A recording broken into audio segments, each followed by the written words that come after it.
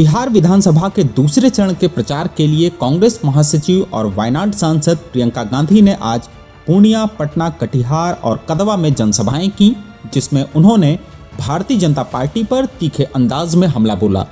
उन्होंने किसानों की कर्ज माफी का पीएम मोदी का वादा याद दिलाया और साथ में यह भी जोड़ा कि हजारों करोड़ का कर्ज माफ हुआ तो सिर्फ अडानी अंबानी का। उन्होंने कहा कि बिहार को एम्स नहीं, एमएसपी नहीं, कोल्ड स्टोरेज नहीं मिला, बीजेपी सिर्फ धर्म की बात करती है। एसआईआर पर सवाल उठाते हुए उन्होंने याद दिलाया कि 65 लाख बिहारियों के नाम वोटर लिस्ट से गायब हो गए। आप पूर्णिया का प्रियंका गांधी का पूरा भाषण देखिए लेंस पर। आज 20 साल हो गए हैं, यहाँ पे एक ही सरकार चल रही है। आप बार बार जिता रहे हो, मुझे समझ में नहीं आ रहा क्यों बार बार जिता रहे हो, लेकिन जहां भी मैं जाती हूं पलायन, बेरोजगारी, अपराध, शिक्षा की व्यवस्था नहीं है, स्वास्थ्य की व्यवस्था नहीं है, भ्रष्टाचार ही भ्रष्टाचार है। आज आपको छोटे मोटे ऑफिस में जाना है, अपना पहचान पत्र बनाना है, कोई छोटा काम कराना है, बोलो घूस के बिना हो रहा है काम? जोर से बोलो, नहीं हो रहा है। अधिकारियों की आदत बिगड़ गई है। पुलिस प्रशासन, माफ करिए आप यहां खड़े हैं, लेकिन सरकार ऐसी है कि ये बेचारे अपनी ड्यूटी कर रहे हैं, जो इनको बताया जाता है करते हैं, लेकिन सरकार ऐसी है कि बोलती है कि कोई प्रदर्शन करेगा, कोई अपने अधिकार मांगेगा, किसी के लिए कोई छोटा मोटा काम करना है, वो आपसे नाराज होगा, बोल देगा कुछ आपको, तो आप मारो पीटो। तो आप प्रदर्शन करते हैं, अपने अधिकार मांगते हैं, तो आप पिटाई हो जाती है, आपको पकड़ के जेल में डाल दिया जाता है, आपको दबाया जाता है। यह है सरकार की मानसिकता। और मैंने वो भी मानसिकता देखी है कांग्रेस की सरकारों की, जिसमें कांग्रेस के बड़े बड़े प्रधानमंत्री गांव जाते थे। मोदी जी की तरह चीन और यूएस और इधर उधर राष्ट्रपतियों से हाथ मिलाने नहीं, गांव में किसानों से पता करने कि भाई तुम्हारा गुजारा कैसे चल रहा है, तुम कमा पा रहे हो खेती से, हम कुछ कर सकते हैं तुम्हारे लिए। मैं खुद गई हूं अपने पिताजी के पीछे पीछे, अमेठी के एक गांव में, कस के डांट खाए, वो प्रधानमंत्री थे। सुनिए, 400 सीटों से आए थे सत्ता में, मोदी जी से ज्यादा प्रधानमंत्री थे, गांव गांव जाते थे। गांव में एक महिला ने कस के डांट दिया और मैं घबरा गई। मैंने सोचा पिताजी को डांट रही है, मैं तो पिताजी से डरती थी क्योंकि बड़े पक्के थे वो, हम कुछ गड़बड़ करते थे तो डांट खाते थे खूब। और महिला डांट रही है गांव की, और मैं देख रही हूं कि भाई ये डर नहीं रही है, ये तो डांट रही है। किस लिए डांट रही थी? क्योंकि पिताजी 6 महीने पहले आए थे, उसने कहा था मेरी यहाँ पे मेरे लिए नल लगवाओ घर के सामने, और पिताजी ने हाँ कहा और अब तक नल लगा नहीं था। तो कहने लगी ठीक है राजीव भैया, प्यार तो बहुत करते हैं आपसे, लेकिन वोट नहीं देंगे अगर हमारा नल नहीं लगेगा। ये थी मानसिकता। और मैंने जब पिताजी से पूछा कि पिताजी वो तो महिला आपको डांट रही थी, आपको बुरा नहीं लगा? तो पिताजी ने कहा कि ये मेरा कर्तव्य है बेटी, और अच्छा लगा कि मुझे डांट पड़ी, क्योंकि इसका मतलब है कि इस महिला को अपने अधिकारों की समझ है, कि ये महिला समझ रही है कि ये सरकार, ये मंत्री, ये सांसद, ये प्रधानमंत्री उसके लिए काम करते हैं, वो समझ रही है। तो ये अच्छी बात है बेटा, इसमें घबराने की कोई बात नहीं है। ये एक समय की मानसिकता थी। ये मानसिकता महात्मा गांधी जी ने कांग्रेस पार्टी के हर एक नेता के मन में, व्यवहार में डाली। ये मानसिकता ही इस देश की राजनीति की नींव थी। और आज इस देश के प्रधानमंत्री आपके सामने आते हैं और फिजूल की बातें करते हैं, आपके विकास की बात नहीं करते, आपकी नौकरियों, आपके रोजगार की बात नहीं करते, यहां महिलाओं की सुरक्षा की बात नहीं करते। क्या बात करते हैं? मैं सुन रही थी कल उनका भाषण, कैसे कैसे शब्द बोल रहे थे, कट्टा, दुनाली, गोली, फिरौती, रंगदारी, हत्या, अपहरण, खून की नदियां, ये बातें, ऐसी बातें करनी चाहिए इस देश के प्रधानमंत्री को? शर्म आनी चाहिए उनको। चुनाव का समय है, आपको बताए कितने रोजगार दिए हैं 10 सालों में, आपको बताए महिलाओं के लिए क्या किया है, उनको अपने पैरों पे खड़े होने के लिए क्या दिया है, आपको बताएं कि ये जो महिलाएं यहाँ पे खड़ी हैं, नौजवान, इनके लिए शिक्षा के लिए क्या किया है। यहाँ पूर्णिया में अस्पताल क्यों नहीं है? अच्छा, एम्स क्यों नहीं लगवाया यहाँ? 10 साल हो गए हैं और आपकी बात करने के बजाय डर, भय फैलाने वाली बातें, आपका ध्यान भटकाने वाली बातें, कभी महिलाओं को बोलेंगे धर्म के आधार पर शपथ ले लो और भाजपा को वोट दो। अरे भाई क्यों? क्यों? क्या किया है आपके लिए भाजपा ने? मैं एक गांव में गई थी, वहां महिलाएं ने मुझे, महिला थी एक, मैंने पूछा ये बच्चे स्कूल नहीं जाते? कहा नहीं जाते। मैंने कहा क्यों? कहती है स्कूल नहीं है, पाठशाला नहीं है मेरे गांव में। मैंने कहा अच्छा, बिजली है? कहती है नहीं है, खंबा लगा था 10 साल पहले, अभी बिजली नहीं आई। फिर मैंने पूछा पानी आता है इस नलके में? कहती है नलका तो लगा गए लेकिन पानी नहीं आता। तो मैंने कहा फिर किया क्या है आपके लिए सरकार ने? कहती है दीदी कुछ नहीं। मैंने कहा वोट किसको दोगे? विधायकी का चुनाव था यूपी में। कहती है मैं भाजपा के विधायक को फिर से दे दूंगी। मैंने कहा फिर से क्यों दोगी? कहा क्योंकि मेरे घर आए थे, दुरदुरिया किया, प्रार्थना की हमारे साथ और हमसे शपथ खिलवाए हैं कि धर्म के नाम पर हम वोट देंगे। तो मैंने कहा ऐसे तुम वोट देती रहो धर्म के नाम पर, ना तुम्हारा धर्म बचाने का काम कर रहे हैं और ना तुम्हारा भविष्य बचाने का काम कर रहे हैं। तो मैंने उसको समझाया जागरूक बनो, इन बातों में मत पड़ो, जो तुम्हारे लिए काम करेगा उसके लिए अपना वोट डालो। और यही बात मैं आपसे कहने यहां आई हूं। बहुत बिगाड़ दिया आपने इन लोगों की आदतें। इनको लगता है कि इनको काम करने की जरूरत नहीं है। चुनाव आएगा, धर्म का नाम ले लेंगे, आपका ध्यान भटका लेंगे। कभी किसी चीज बड़ी बात की कर ली आपके सामने, कभी कोई और बात कर ली, आपका काम नहीं करेंगे और आपके काम की बात भी नहीं करेंगे, लेकिन वोट उनको मिल जाएगा।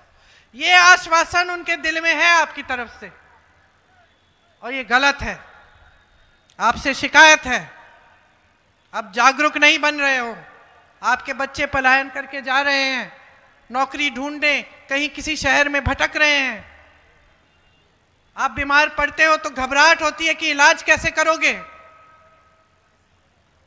प्राइवेट में जाना पड़ता है, प्राइवेट में पैसा लगता है।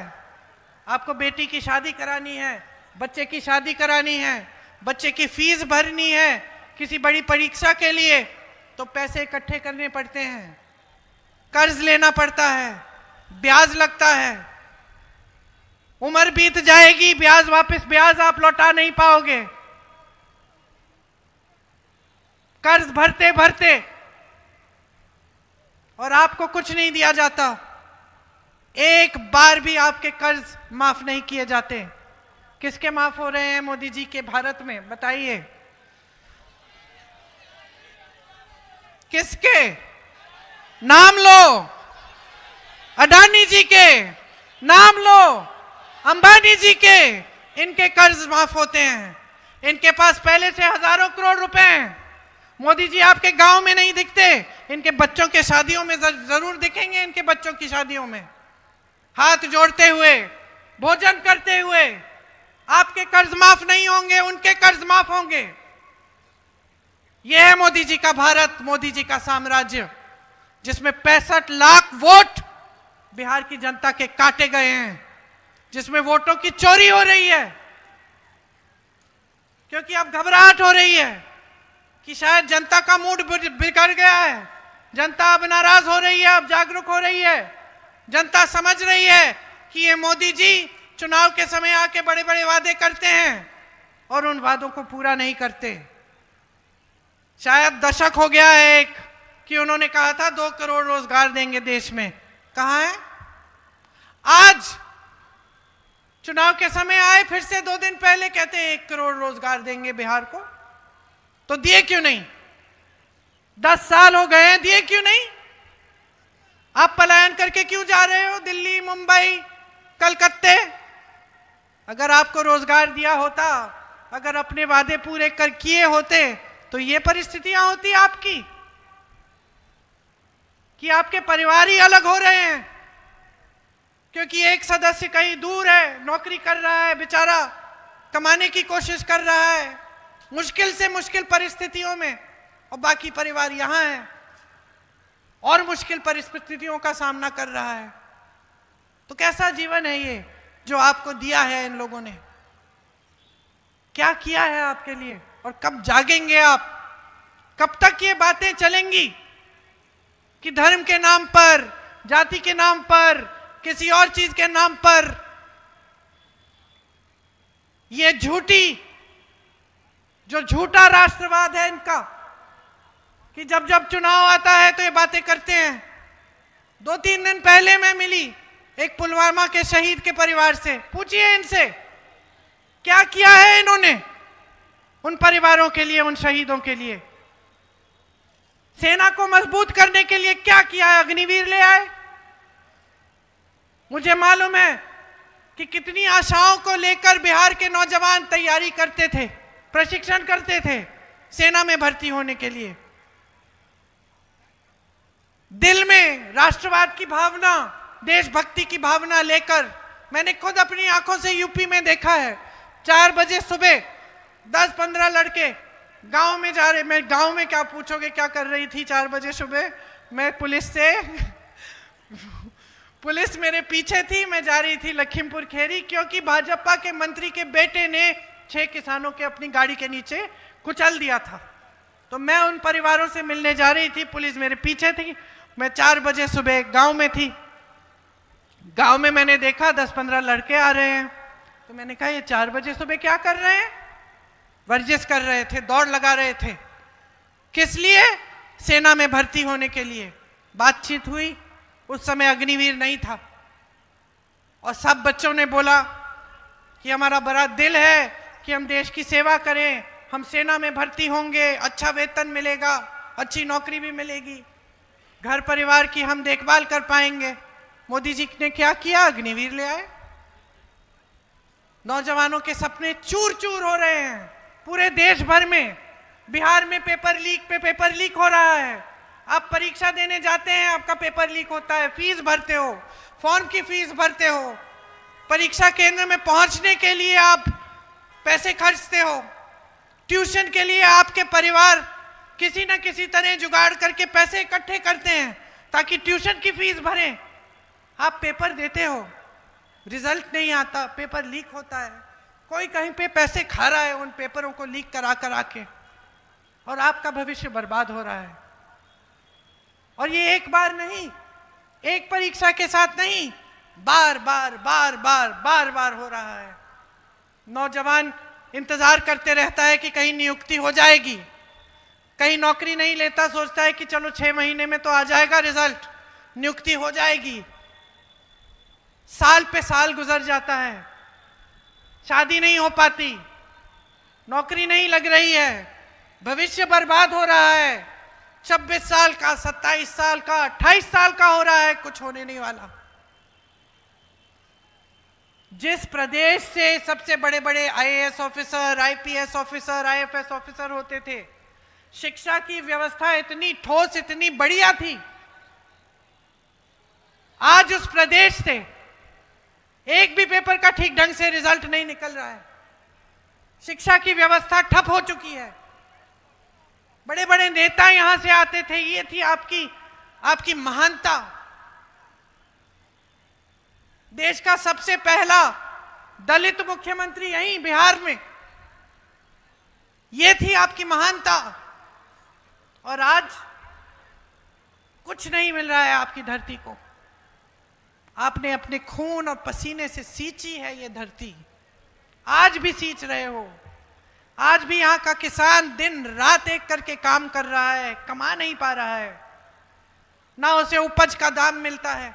यहाँ मखाने आप उगाते हो, मक्का उगाते हो, क्या मिलता है आपको? कोई न्यूनतम समर्थन मूल्य है? मोदी जी ने गुजरात में जो खाकरे फेफड़े होते हैं, जो भी कहते हैं उसको, खाकड़ा पता नहीं, फेफड़ा मुझे नहीं मालूम, हाँ खाकड़ा, खाकरे पे जो ड्यूटी थी वो तो कम कर दी उन्होंने, यहां मखानों पे क्यों नहीं की? जब अमेरिका ने टैरिफ लगाया वहां कर दिया। आज यहां पे आपको ठेकेदारियां भी नहीं मिल रही हैं, दूसरे प्रदेशों से आ रहे हैं यहां पे ठेकेदारी करने के लिए। सच बात है कि नहीं? आप ऐसे कह रहे हो, हाँ सच बात है ना। ये है मोदी जी का भारत, ये आपके लिए नहीं चल रहा है। आज यहाँ का किसान कमा नहीं सकता, उसको उपज का दाम नहीं मिलता, उसको सही समय पे खाद नहीं मिलती।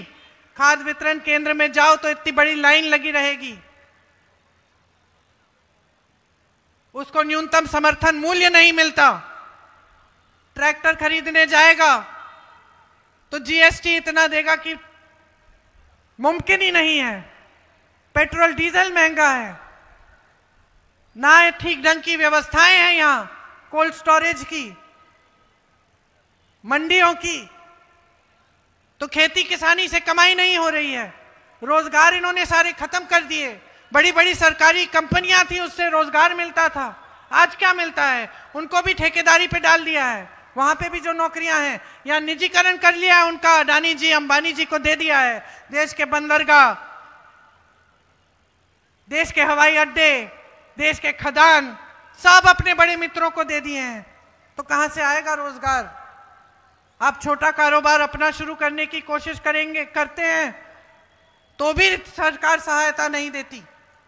फिर भी जीएसटी, नोटबंदी, हर तरह की अजीब अजीब नीतियां, जिससे आपका तो फायदा नहीं हो रहा है। तो अब जागने का समय है, बदलाव लाना है कि नहीं लाना है ये तय करो। अपना भविष्य बनाना है कि नहीं बनाना है।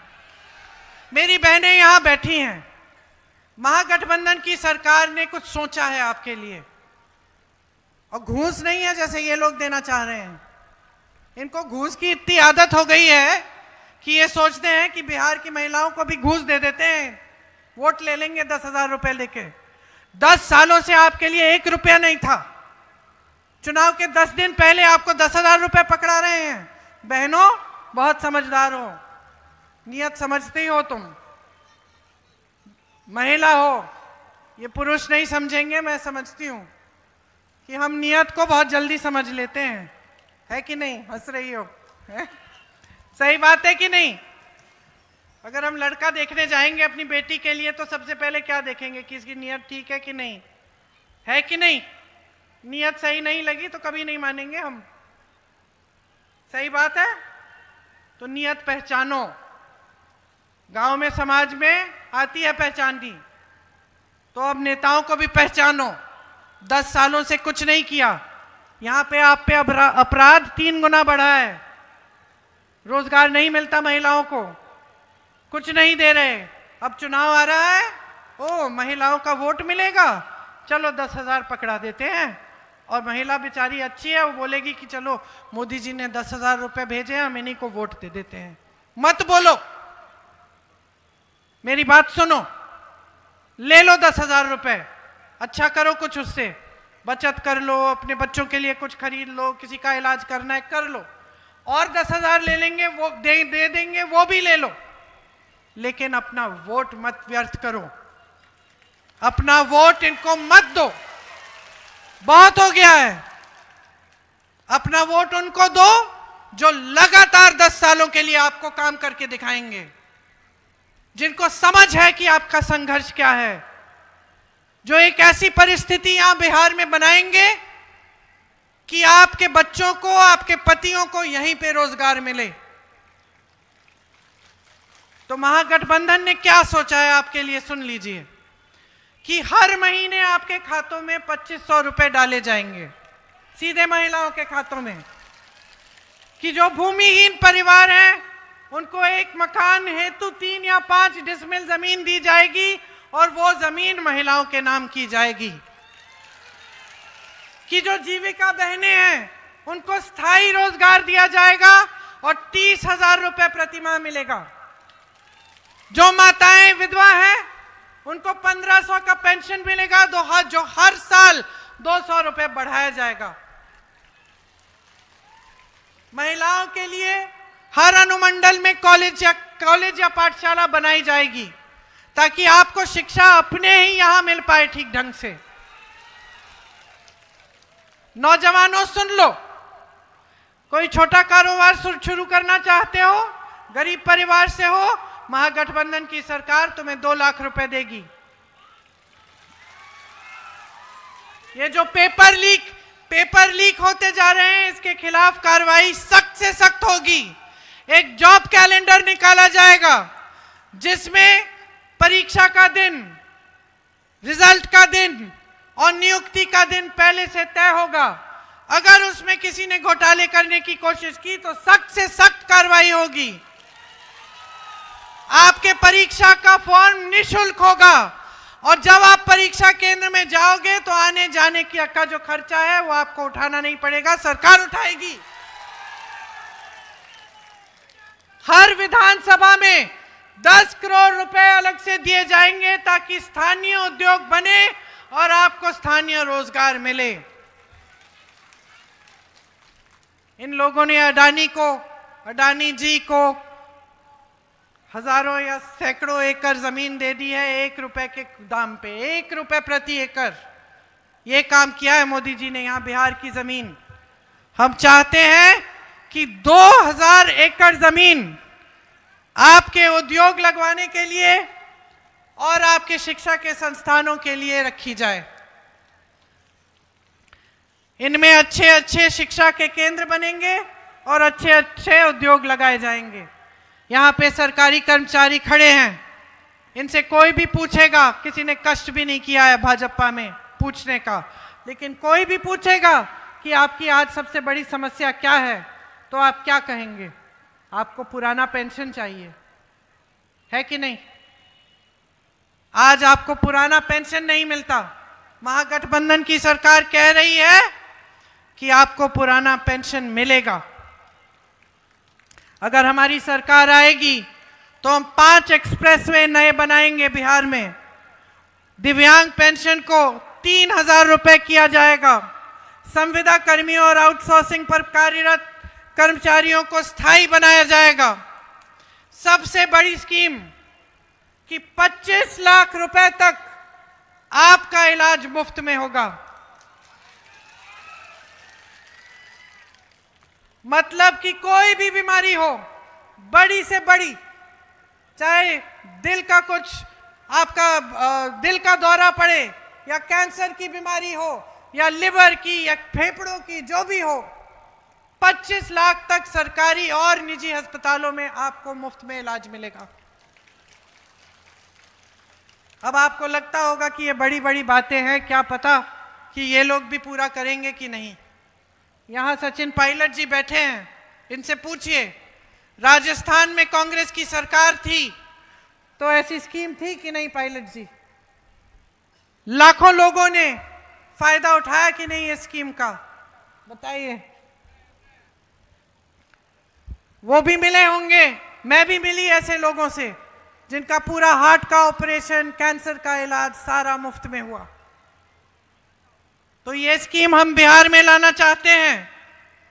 किसानों के लिए हम न्यूनतम समर्थन मूल्य की गारंटी देते हैं और 300 रुपए प्रतिदिन की जो मजदूरी है मनरेगा की, उसे हम 300 रुपए करेंगे और मनरेगा के दिन भी 2 गुने करेंगे।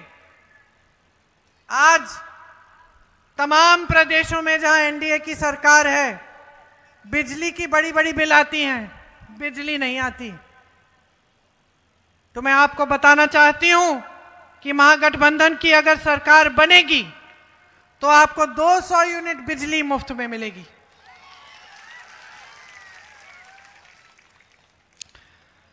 सामाजिक न्याय के लिए पंचायती राज और नगर निकायों में ईबीसी आरक्षण 30% और दलित आरक्षण 20% किया जाएगा।